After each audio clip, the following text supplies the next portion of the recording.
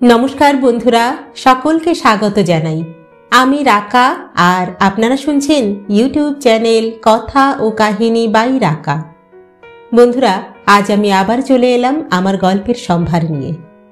আজ আমি আপনাদের শোনাতে চলেছি শ্রদ্ধেয় বিভূতিভূষণ বন্দ্যোপাধ্যায়ের লেখা রঙ্কিনী দেবীর খড়গ। গল্প পাঠ যদি ভালো লাগে তাহলে একটা ছোট্ট লাইক করে দেবেন। আর আমাদের চ্যানেলে যদি আপনি প্রথমবারের জন্য এসে থাকেন তাহলে অবশ্যই চ্যানেলটি সাবস্ক্রাইব করে নেবেন। কিন্তু আসুন এবার তাহলে শুরু করি। শুরু হচ্ছে রঙ্কিনী দেবীর খড়গ।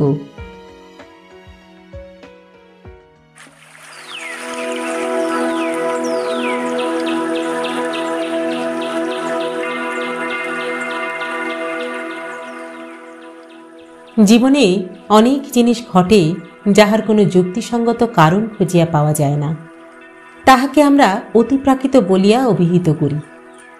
জানি না, হয়তো খুঁজিতে জানিলে তাহাদেরও সহজ ও সম্পূর্ণ স্বাভাবিক কারণ বাহির করা যায়। মানুষের বিচার, বুদ্ধি ও অভিজ্ঞতালব্ধ কারণগুলি ছাড়া অন্য কারণ হয়তো থাকিতে পারে। ইহা লইয়া তর্ক উঠাইব না, শুধু এইটুকু বলিব, সেরূপ কারণ যদিও থাকে, আমাদের মতো সাধারণ মানুষের দ্বারা তাহার আবিষ্কার হওয়া সম্ভব নয় বলিয়াই তাহাদিগকে অতিপ্রাকৃত বলা হয়।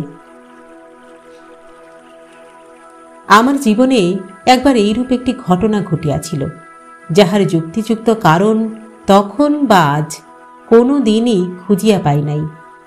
পাঠকদের কাছে তাই সেটি বর্ণনা করিয়াই আমি খালাস। তাহারা যদি সে রহস্যের কোনো স্বাভাবিক সমাধান নির্দেশ করিতে পারেন তবে আমি যথেষ্ট আনন্দ লাভ করিব। ঘটনাটা এইবার বলি। কয়েক বছর আগেকার কথা। মানভূম জেলার চেরো নামক গ্রামের মাইনর স্কুলে তখন আমি মাস্টারি করি।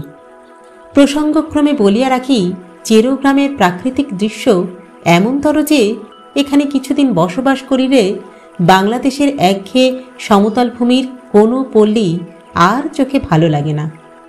একটি অনুচ্চ পাহাড়ের ঢালু সানুদেশ জুড়িয়া লম্বা লম্বিভাবে সারা গ্রামের বাড়িগুলি অবস্থিত।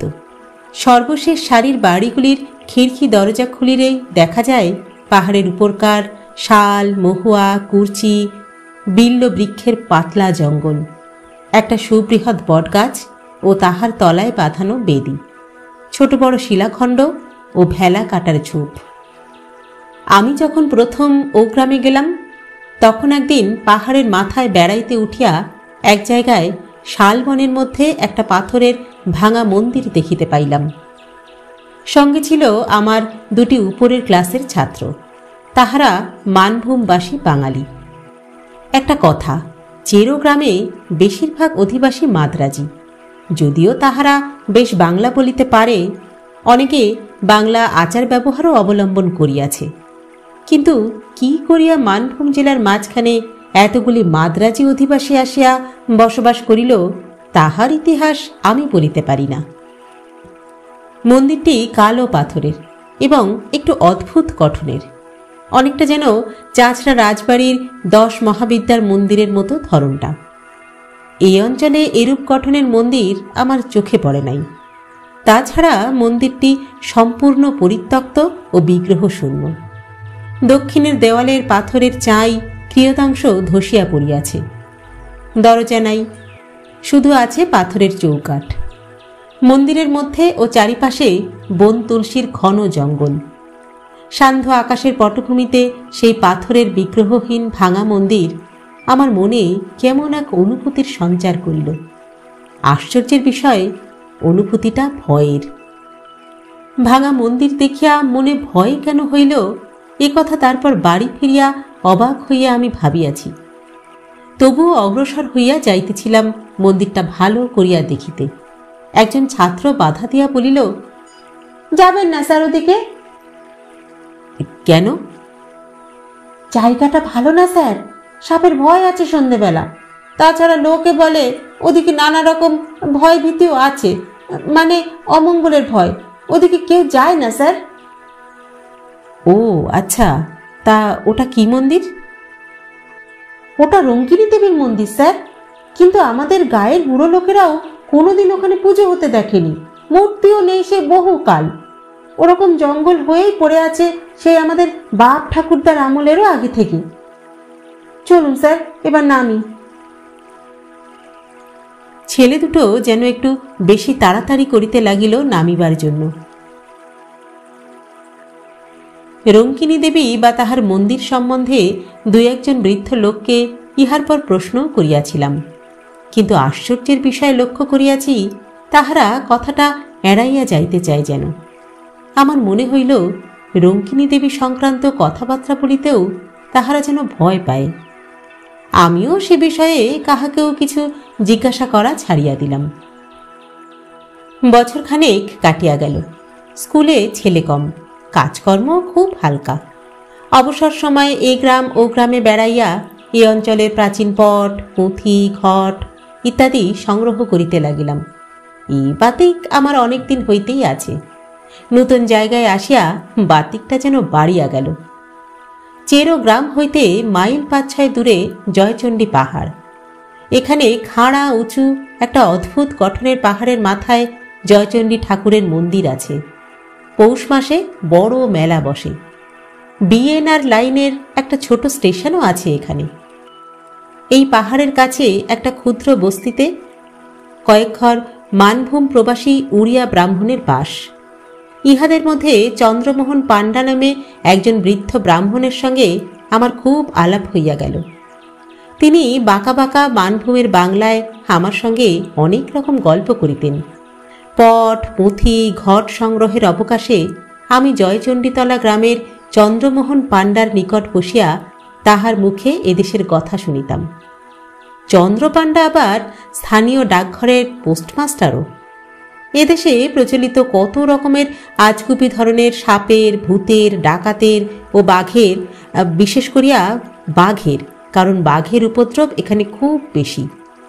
এসব গল্প যে আমি বৃদ্ধ চন্দ্র পাণ্ডার মুখে শুনিয়াছি এবং এইসব গল্প শুনিবার লোভে কত আষাঢ়ের ঘন বর্ষার দিনে বৃদ্ধ পোস্টমাস্টারের বাড়িতে গিয়া যে আমি হানা দিয়াছি, তাহার হিসাব এখন আর আমি দিতে পারিব না। মানভূমের এইসব অরণ্য অঞ্চল সভ্য জগতের কেন্দ্র হইতে বহু দূরে অবস্থিত। এখানকার জীবনযাত্রাও একটু স্বতন্ত্র ধরনের। যতই অদ্ভুত ধরনের গল্প হোক, জয়চণ্ডী পাহাড়ের ছায়ায় শালবন বেষ্টিত ক্ষুদ্র গ্রামে বসিয়া বৃদ্ধ চন্দ্রপাণ্ডার বাঁকা বাঁকা মানভূমের বাংলায় সেগুলি শুনিবার সময় মনে হইত, এদেশে এরূপ ঘটিবে ইহার বিচিত্র কি? কলিকাতার বালিগঞ্জের কথা তো ইহা নয়। কথায় কথায় চন্দ্রপাণ্ডা একদিন বলিলেন, চেরো পাহাড়ের রঙ্কিনী দেবীর মন্দির দেখেছেন? আমি একটু আশ্চর্য হইয়া বৃদ্ধের মুখের দিকে চাহিলাম। রঙ্কিনী দেবী সম্বন্ধে এই পর্যন্ত আমি আর কোনো কথা কাহারও মুখে শুনি নাই। সেদিন সন্ধ্যায় আমার ছাত্রটির নিকট যাহা সামান্য কিছু শুনিয়াছিলাম, সেই তাহা ছাড়া। বলিলাম, মন্দির দেখেছি, কিন্তু রঙ্কিনী দেবীর কথা জানবার জন্য যাকে আমি জিজ্ঞেস করেছি সেই আবার চুপ করে গিয়েছে, কিংবা অন্য কথা বেড়েছে। এর কারণ কিছু বলতে পারবেন আপনি? চন্দ্রপাণ্ডা বলিলেন, রঙ্কিনী দেবীর নামে সবাই যে ভয় খায়। কেন বলুন তো? মানভূম জেলায় আগে অসভ্য বুনো জাত বাস করত, তাদেরই দেবতা উনি। ইদানিং হিন্দুরা এখানে এসে বাস করলে উনি হিন্দুদেরও ঠাকুর হয়ে গেছেন।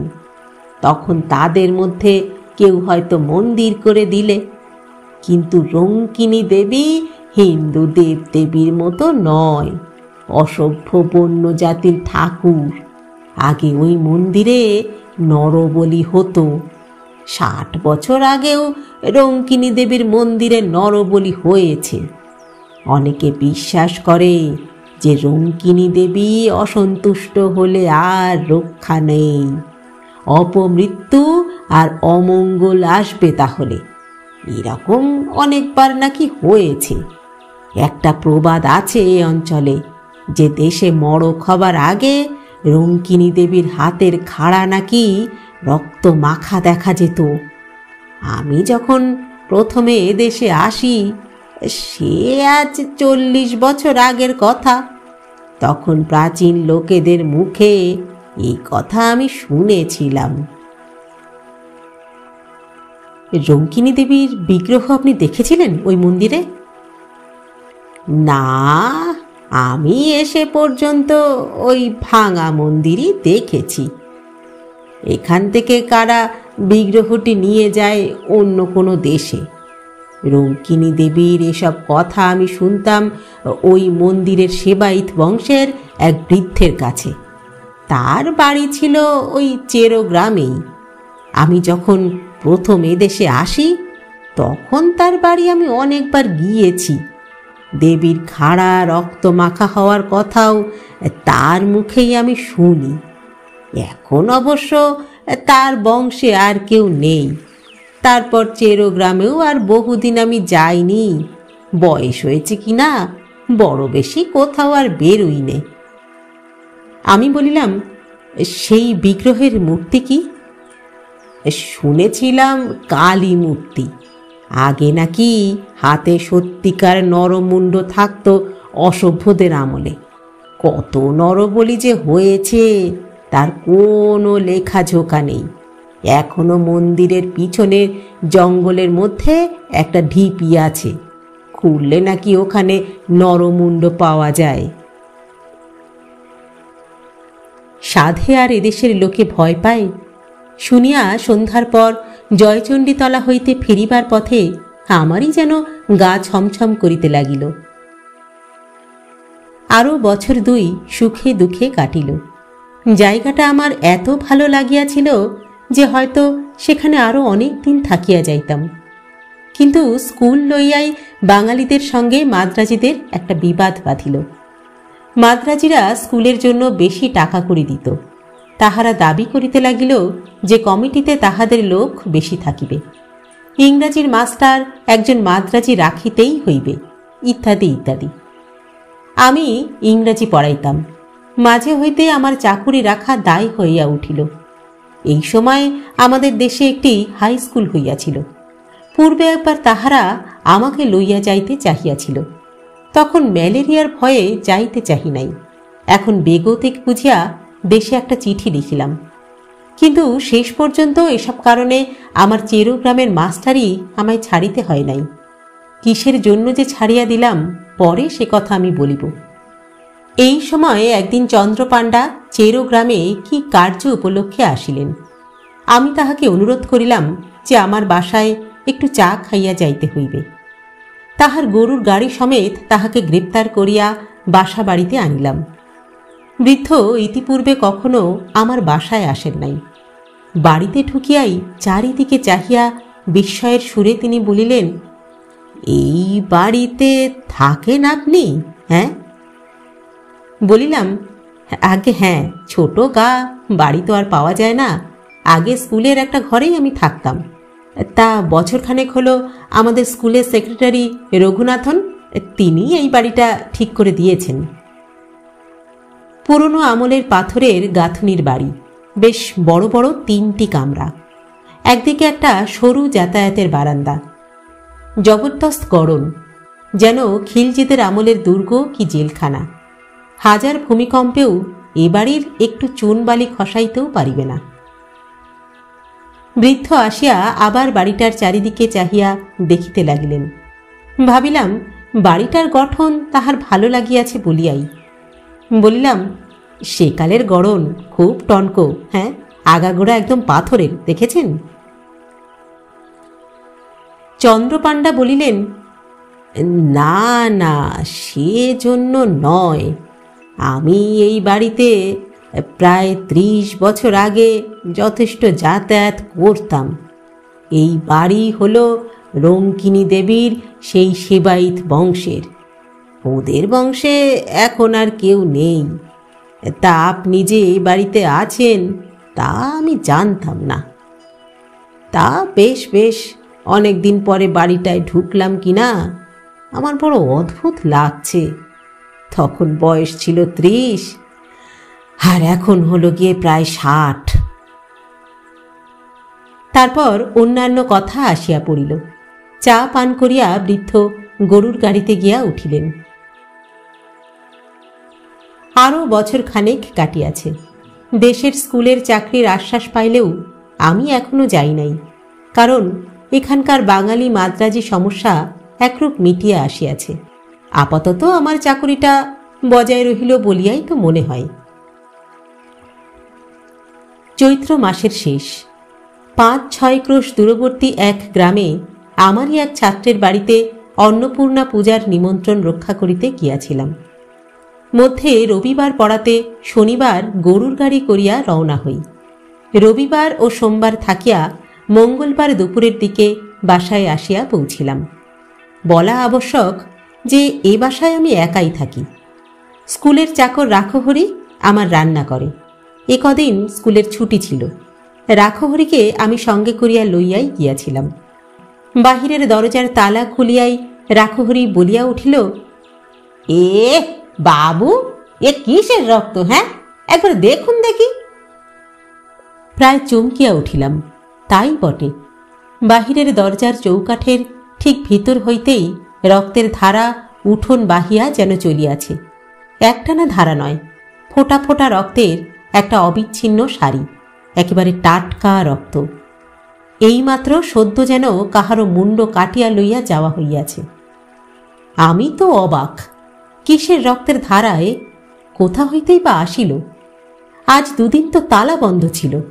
বাড়ির ভিতরের উঠোনে রক্তের দাগ আসে কোথা হইতে? তাহার উপরে আবার সদ্য তাজা রক্ত। অবশ্য বিড়াল, কুকুর ও ইঁদুরের কথাও মনে পড়িল। এক্ষেত্রে সেটা পড়াই স্বাভাবিক। চাকরকে বলিলাম, দেখ তো রক্তটা কোন দিকে যাচ্ছে। এ নিশ্চয়ই সেই বড় হুলো বিড়ালটার কাজ। রক্তের ধারাটা গিয়াছে দেখা গেল সিঁড়ির নিচের চোরা কুঠুরির দিকে। ছোট ঘর, ভীষণ অন্ধকার এবং যত রাজ্যের ভাঙাচোরা পুরনো মালে ভর্তি বলিয়া আমি কোনোদিন ওই চোরা কুঠুরি খুলি নাই। চোরা কুঠুরির দরজা পার হইয়া বন্ধ ঘরের মধ্যে রক্তের ধারাটার গতি দেখিয়া ব্যাপার কিছু বুঝিতে পারিলাম না। কতকাল ধরিয়া ঘরটা বাহির হইতে তালা বন্ধ। যদি বিড়ালের ব্যাপারই হয়, বিড়াল ঢুকিতেও তো একটা ছিদ্র পথ থাকা দরকার। চোরা কুঠুরির তালা লোহার শিকের চার দিয়া খোলা হইল। আলো জ্বালিয়া দেখা গেল ঘরটা পুরনো ভাঙা তোবড়ানো টিনের বাক্স, পুরনো ছেঁড়া গদি, খাটের পায়া, মরিচা ধরা সরকি, ভাঙা টিন, শাবল ইত্যাদিতে ঠাসা বোঝাই। ঘরের মেঝেতে সোজা রক্তের দাগ এক কোণের দিকে গিয়াছে। রাখহরি খুঁজিতে খুঁজিতে হঠাৎ চিৎকার করিয়া বলিয়া উঠিল, এ কি বাবু, এ কি? এতে এতে কি করে এমন দ্বারা রক্ত লাগলো? তারপর সে কি একটা জিনিস হাতে তুলিয়া বলিল, দেখুন একবার কাণ্ডটা বাবু।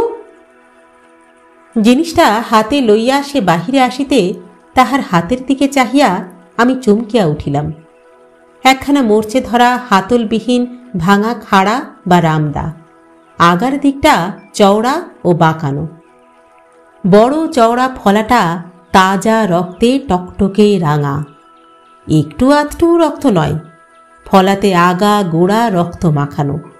মনে হয় যেন খাড়াখানা হইতে এখনই টপটপ করিয়া রক্ত ঝরিয়া পড়িবে।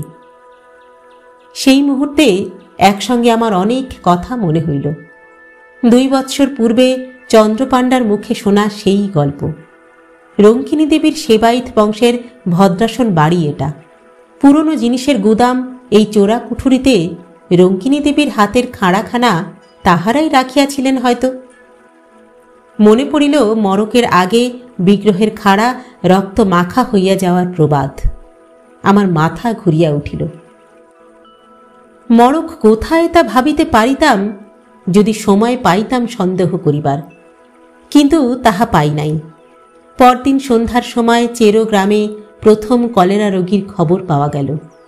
3 দিনের মধ্যে রোগ ছড়াইয়া মরক দেখা দিল। প্রথমে চেরো, তারপর পাশের গ্রাম কাজরা, ক্রমে জয়চণ্ডীতলা পর্যন্ত মরক বিস্তৃত হইল। লোক মরিয়া ধুল ধাবার হইতে লাগিল। চেরো গ্রামের মাদ্রাজি বংশ প্রায় কাবার হইবার জোগাড় হইল। মড়কের জন্য স্কুল বন্ধ হইয়া গেল। আমি দেশে পালাইয়া আসিলাম। তারপর হইতে কখনো আর চেরোতে যাই নাই। গ্রীষ্মের বন্ধের পূর্বেই দেশের স্কুলের চাকরিটা পাইয়াছিলাম। সেই হইতে রঙ্কিনী দেবীকে মনে মনে ভক্তি করি। তিনি অমঙ্গলের পূর্বাভাস দিয়া সকলকে সতর্ক করিয়া দেন মাত্র। মূর্খ জনসাধারণ তাকেই অমঙ্গলের কারণ বলিয়া ভুল বোঝে।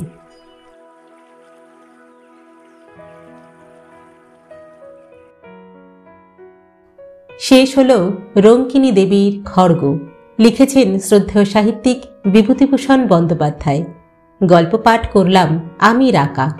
আপনারা শুনছেন ইউটিউব চ্যানেল কথা ও কাহিনী বাই রাকা। আজকের গল্পটি কেমন লাগলো আপনাদের কমেন্ট বক্সে অবশ্যই জানাবেন। কিন্তু গল্প পাঠ যদি ভালো লাগে তাহলে অবশ্যই আমাদের চ্যানেলটি সাবস্ক্রাইব করতেও ভুলবেন না। কিন্তু নিজে তো গল্প শুনছেনই, বন্ধুদেরকেও শোনান। গল্প পাঠ যদি ভালো লাগে তাহলে আমাদের চ্যানেলের লিংক আপনি শেয়ার করুন বন্ধুদের সঙ্গে, কাছের মানুষদের সঙ্গে। আজ তাহলে এখানেই বিদায় চেয়ে নিচ্ছি। পরবর্তী গল্প নিয়ে ফিরে আসবো খুব শীঘ্র।